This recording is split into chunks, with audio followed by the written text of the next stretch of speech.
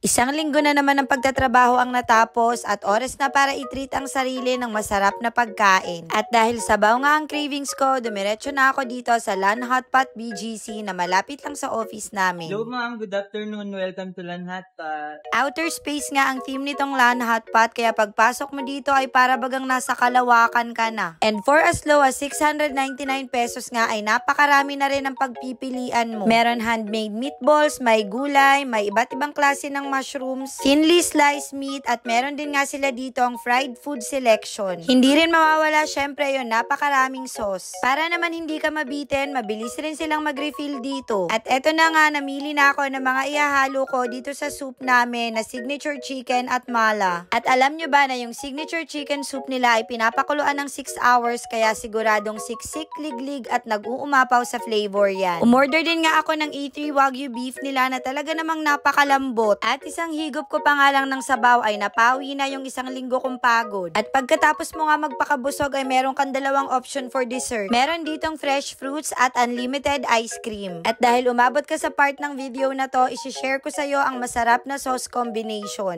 Ilalagay ko na lang sa screen kung ano yung mga ingredients na pinaghalo-halo ko dito. Tapos bumangon ka na dyan, magsapatos ka na at maghanap ng pinakamalapit na Lan Hotpot sa'yo. Thank you so much, ma'am. Thank you.